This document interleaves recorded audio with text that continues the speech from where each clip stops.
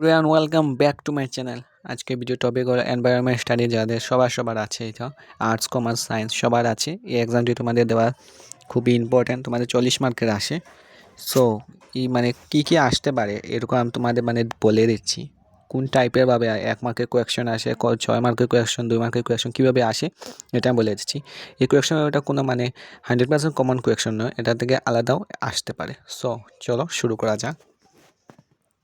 যদি তোমাদের 50 মার্কের কোয়েকশন হয়, 10 মার্ক তোমাদের প্র্যাকটিক্যাল থাকে আর 40 মার্ক এক্সাম দিতে হয়। প্রথম তোমাদের 1 মার্কের 5টা আসবে। দেখে নাও কীভাবে কোয়েকশন আসে। ইকোলজির সংজ্ঞা নির্ণয় করো, এবার জৈব বৈচিত্র্যের সংজ্ঞা লেখো। এবার প্রাকৃতিক সম্পদ বলিতে কী বুঝো, এবার প্রাকৃতিক পরিবেশ প্রদূষণ বলিতে কী বুঝো, এবার পথ সুরক্ষা বলতে কী বুঝো। এটা খুব সোজা, এটা কিচ্ছু নেই, এটা সব কিছুই সোজা। এরপর 2 মার্কে আসে 3টা।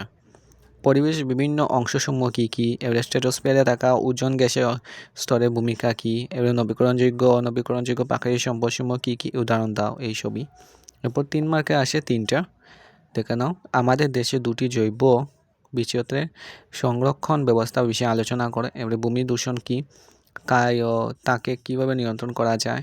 এরপর খাদ্যজাল ও খাদ্য শৃঙ্খলের প্রধান বৈশিষ্ট্য লিখো। 4 মার্কে একটা আসে মনে হয়। দেখে নাও, সবুজ গাছে পরিবেশগত প্রয়োজনীয়তা উল্লেখ করো, এসবই আসে। এবার 5 মার্কে 2টা আসে। দেখো কি, সবুজ গৃহ প্রভাব কী, এবারে প্রাকৃতিক সবুজ গৃহ গ্যাসগুলি কী কী।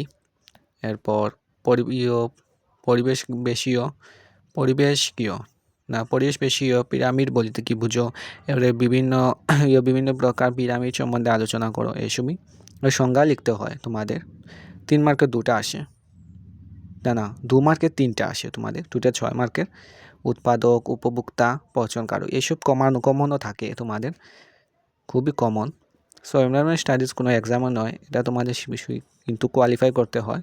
সো তোমাদের বসতেই হবে 3 স্ট্রিমের ছাত্ররা, না হলে তোমরা ফেল করবে। সো আজকের জন্য এটুকুই, নিয়ে আসবো নিউ ভিডিও। So by.